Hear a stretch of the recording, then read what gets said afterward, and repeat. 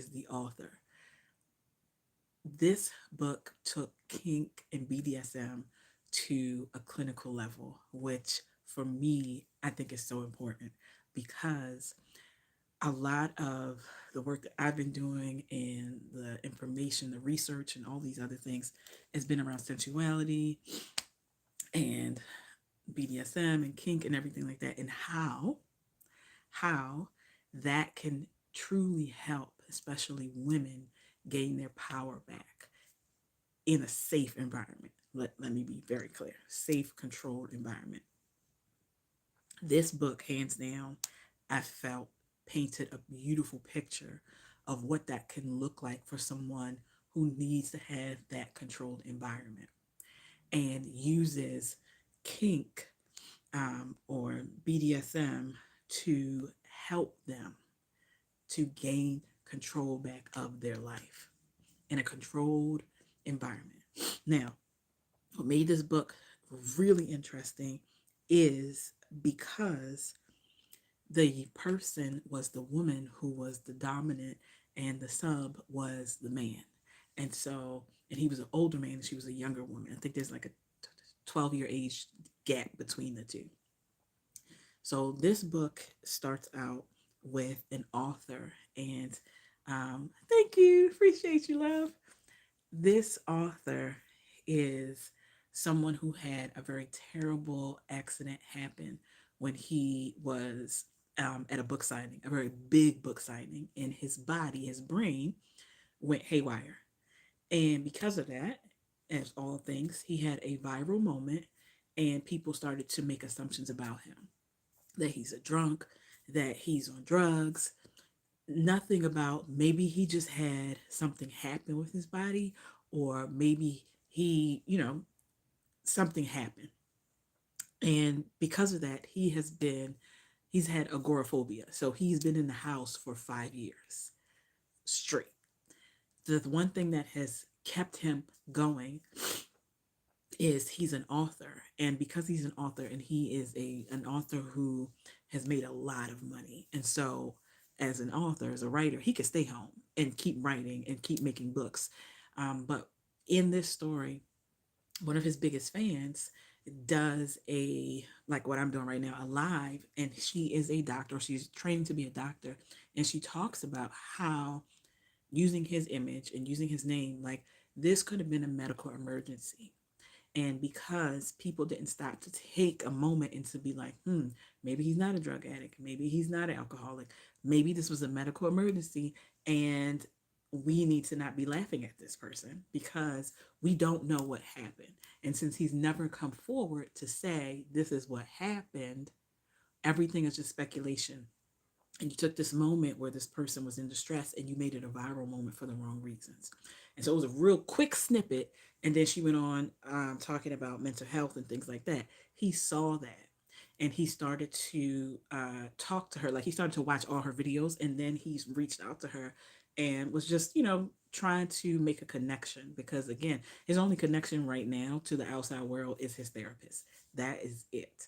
And so they form this bond, they form this connection, and at first, it's strictly virtual, talking to each other that way. And then it goes into, hey, maybe we could FaceTime. And from that FaceTime, they start to have this bond, a deeper bond. Now, trigger warning for this book: it does talk about self harm. Talks about self harm in two ways. A character who isn't talked about in the book did do some self harm and decided that he was going to take his own life. And so the main character, the female main character, has that in the back of her mind as she is trying to become a doctor and dealing with all of the things that come with being a doctor, and also being a Black woman who's trying to be a doctor in a male dominated field, and thinking about like Black maternal health care and things like this. And those are her, what she really wants to focus on. And so she is stressed. She is extremely stressed, and their connection comes to be one of her things that she is able to hold on to, because there's a moment where she's talking to him, they have this connection, and she says something to him to try to force him out of this agoraphobia thing.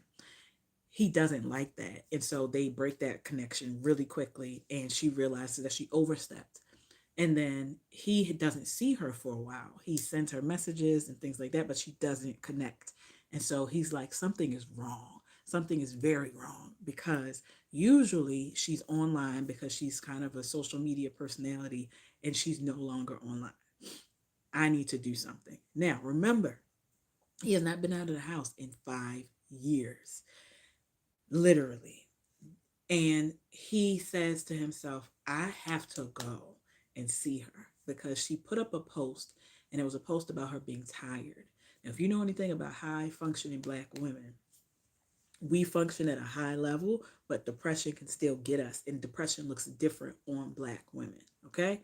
And so he realizes, I need to go and I need to find her, because this is not right. He knows where she lives because they've been talking. And so he does. He goes to her house. Mind you, he might have had like 5 panic attacks in between that. But he realized that if I don't go and see her, this may be the last time I ever speak to her permanently.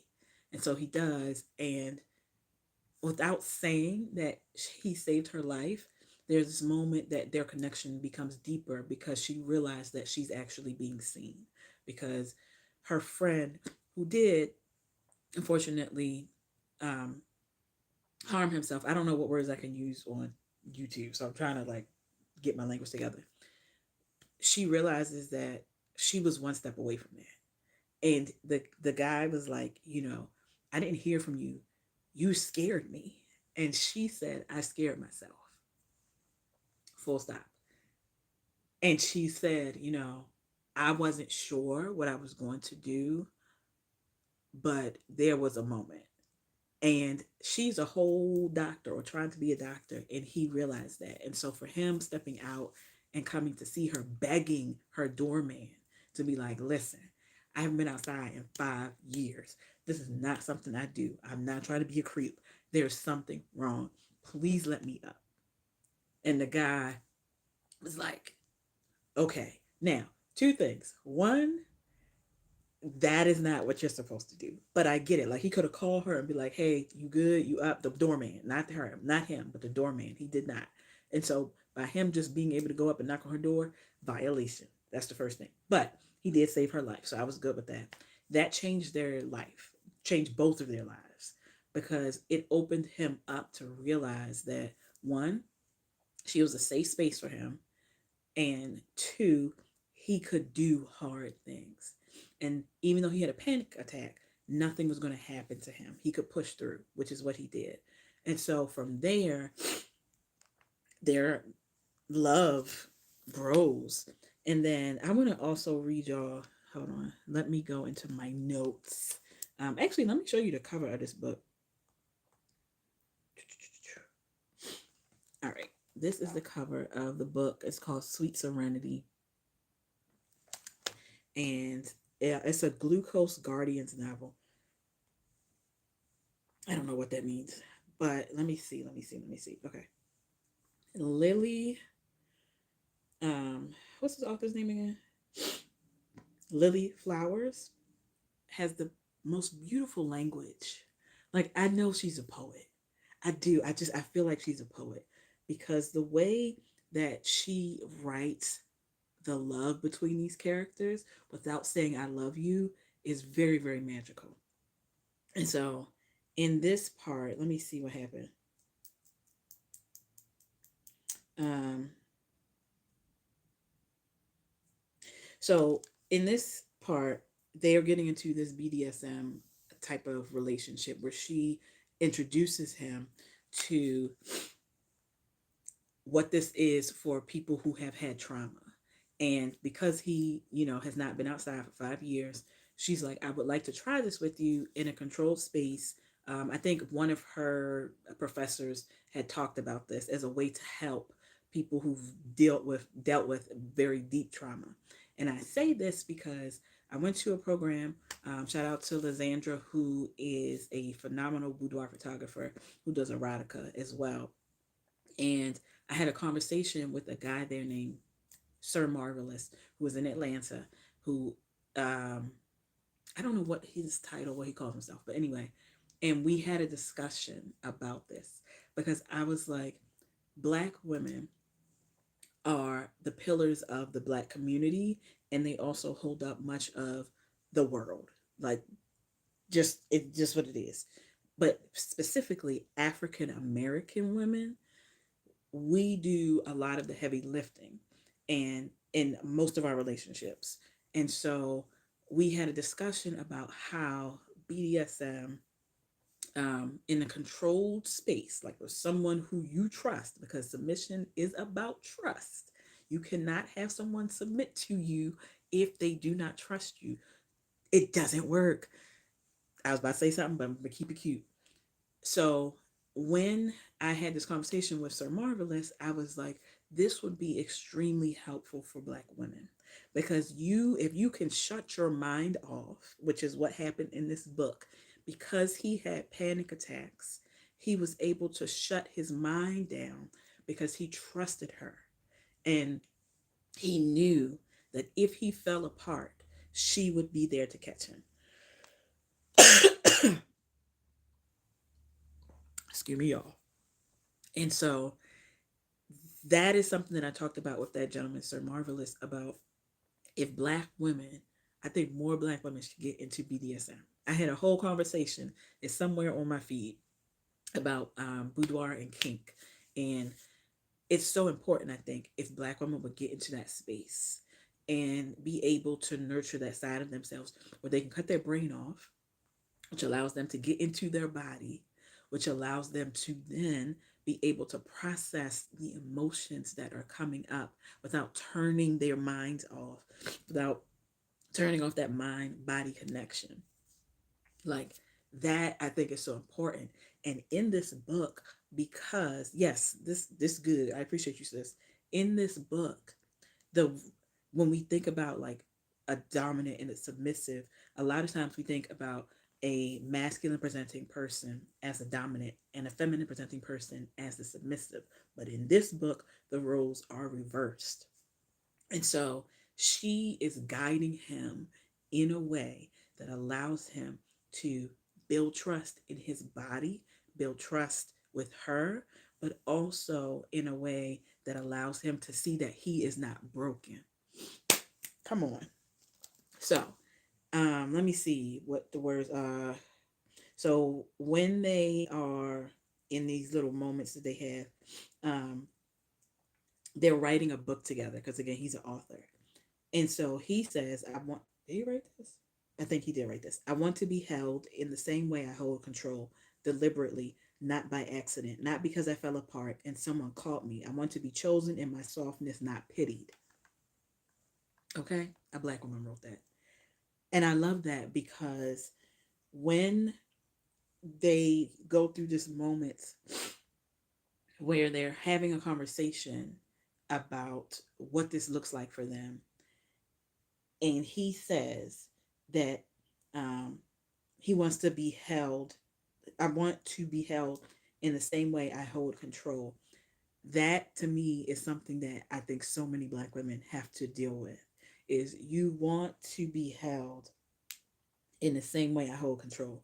We do so many things. We have to do so many things. We have so many microaggressions, so many dumb shit that we have to deal with. Weathering, if you don't know weathering, look that term up for Black women. This, I think, really lends itself to what that means because he says not by accident. If you were in this space with the kink community, being in the BDSM community, it has to be deliberate. It cannot be an accident that you are moving in this space and moving through this space. It's not an accident when someone is like, I want you to be submissive. Like these things have to be spoken about. You have to have a contract to say, this is what I want. This is what I need. This is how my needs should be met. So I love that. Let me see. All right, now. Okay, did that. This was something that I absolutely. Okay, what is going on? The other thing that I loved in this book was this young lady is, again, training to be a doctor, and she is showing on live the things that she has to deal with, the things that she goes through. And she's very clear on, I'm showing you a part of myself because I need you to understand what is at stake. And so when people ask her questions, she answers. And so one of the questions came up is, how do you deal with imposter syndrome? Says she got me big time.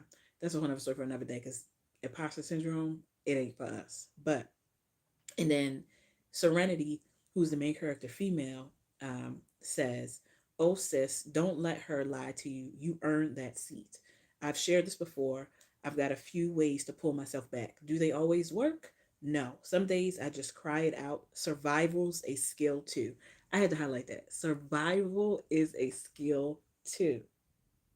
And then somebody in the, it says at J in the making, Dr. J in the making, somebody said like, I needed that. And I was like, yes. And somebody was like, survival is a skill, writing that on my mirror. The way you speak to my soul every time. I've never heard of that. And I thought that was so beautiful. I really thought that was beautiful. Because not everybody is able to survive the things that they have gone through, because it is a skill. And I'm going to give you an example for us, for African Americans. And I'm using the term African American instead of black, because to me, when I hear the term black, black means all people of the African diaspora, means people from Africa itself, people from Caribbean, Brazil, like South America, everywhere. But I'm particularly talking about African Americans. And this is something that I think a lot of people don't think about. This is survival. When we hear a noise, we all do what? We stop and we look the fuck around, right?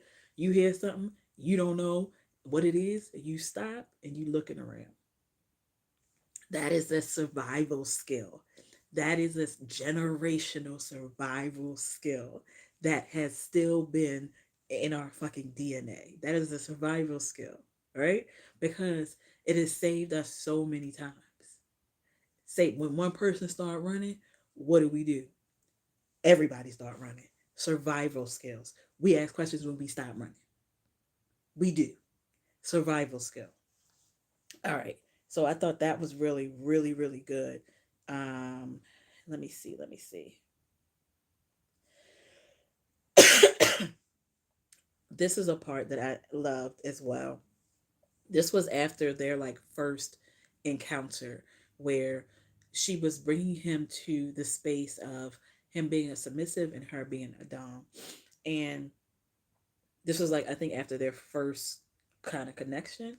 And she says to him, like, she gives him the aftercare, and she says to him, "You were never broken. You just needed a place to rest." And I love that, because after that, they were silent. And it says it like he didn't answer, just let the truth sink in. I thought that was so important, because a lot of times when we think that we've had trauma that has happened to us, we think that we are broken. We think that we are not redeemable. And for her to say, it's not that you were broken, you just really needed a moment. And a lot of times we don't have a moment because our brain is telling us we got to move. And for this, it was like, no, like, I want you to come as you are. And it's up to me to figure out if I want to be a part of it. And me being a part of it is showing you another way to deal with that. And so, this part right here, though, okay. So, in the book, because she is a social media darling, again, she goes live often. So, their relationship has transitioned, and within that transition she brings him on to talk. Again, he is a major author, and so people know her and realize that, oh shit, she has him. And they're trying to figure out, like, if they together, are they together real bad. They don't say it, but they kind of allude to it with the looks and things like that. And so one question, because she's like, just ask questions, don't be trying to be slick because I will block you. Well, what did she say? Hold on. She said something that made me. Oh, this I'm gonna start using this shit too. So she says she's telling the people who are watching her live, don't get cute. Do not get cute. And she says, you already know, no trauma, no trauma minding, which I love too. I need to put that in my vocabulary. No trauma minding or weird questions. Let's keep it cute because listen, his piece is priceless and I pay in blocks. I was like, yes, my piece is priceless and I'm paying in blocks. Block. Oh my goodness. I don't know what's going on. Okay. So the question that has come up is when he writes his books, he has a book called The Silent Floor, and it deals intimately with loss. And so the question that came up was, can you talk about what inspired that and how you approach writing grief with so much tenderness? And this was his answer. I think grief makes architects out of all of us. You lose something or someone, and you build structures just to survive it. Rituals, routines, silence. Mm-mm. Writing that book was a kind of architecture. I didn't know what it would become when I started, but the tenderness, that's what grief taught me.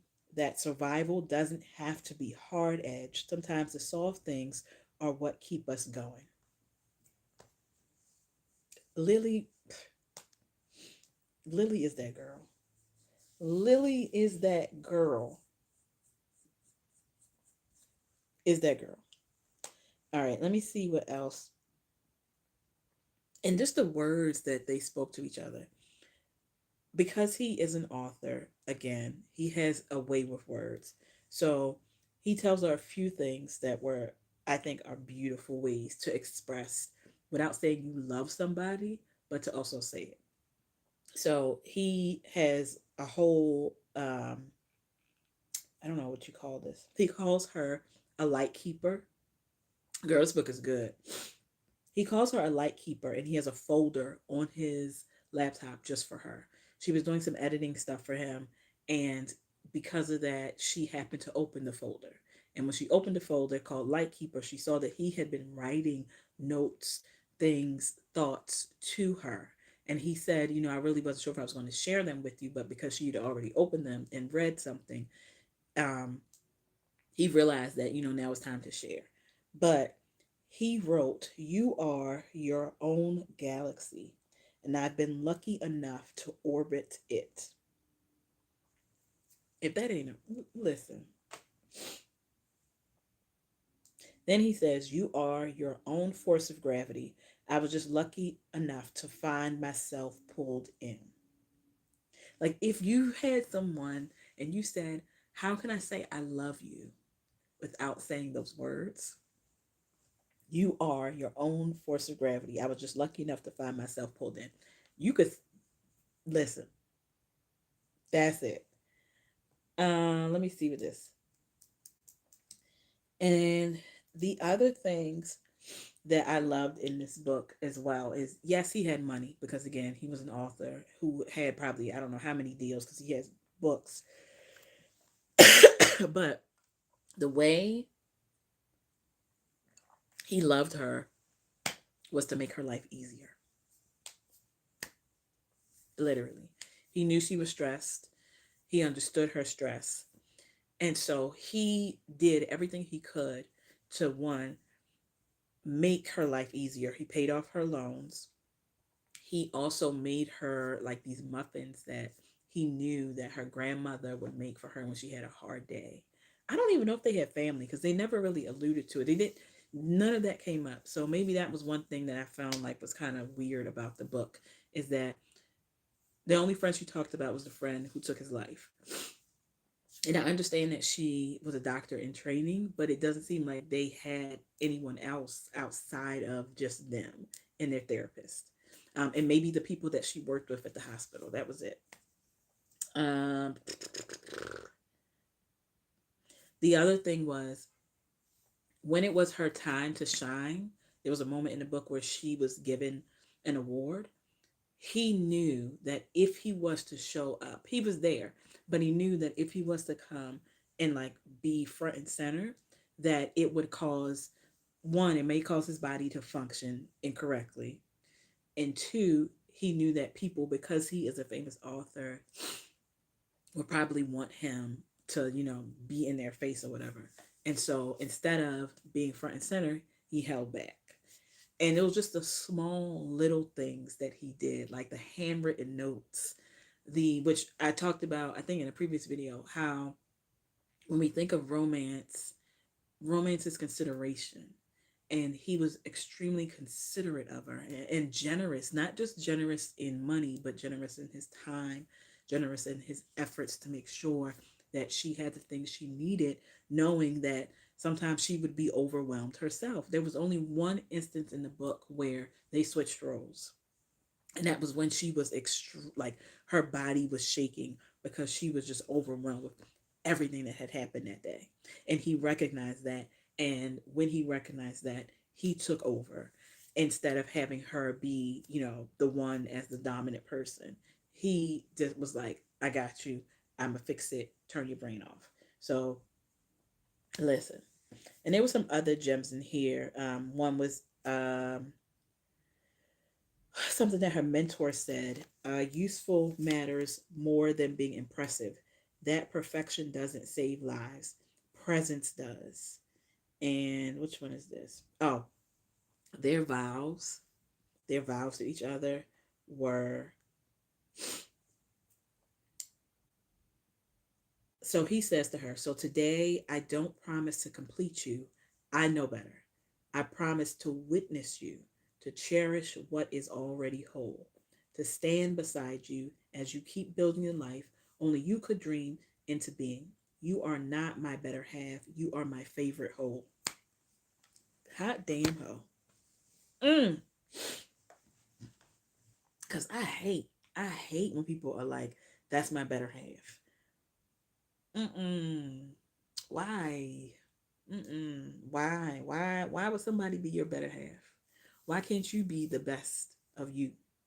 I always thought that was weird, but I loved in this book that they truly had a partnership. I've been reading some books that have been lacking in that partnership, and this truly was them two meeting in the intersection of, I don't feel like I am a whole version of myself, but I'm going to trust this person enough to be able to give them me. And hopefully they will then reciprocate. That's what I felt like this book really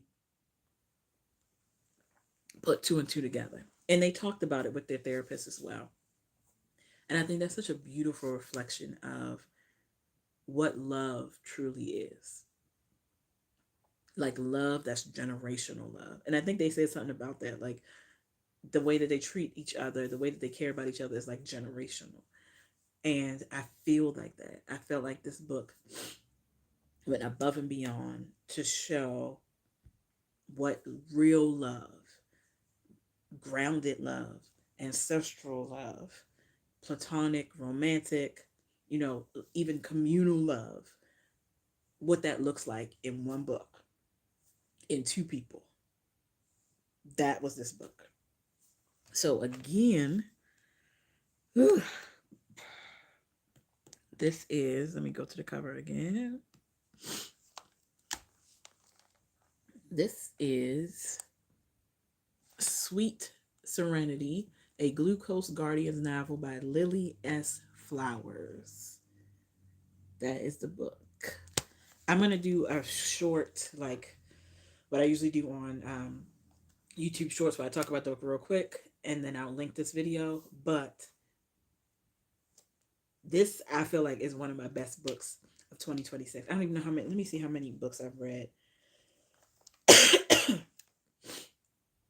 in 2026. I've read 72 books in 2026. And out of my 72 books, I feel like this one is one of the top books. I can't say it's going to be my number one because I've had a few that I've really enjoyed so far. Um, but I feel like in my contemporary space, this is one of my favorite contemporary books that I've read this year for sure.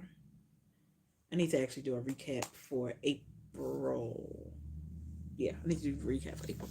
But thank you for watching. If you're watching this later, thank you for being here. If you had a quote that I said from this book, please let me know which one you loved. And if you did read this book, or if you want to read this book, let me know how you feel because I've really enjoyed everything that this book had to offer. And Lily S. Flowers is a phenomenal author. Check out her erotica work too.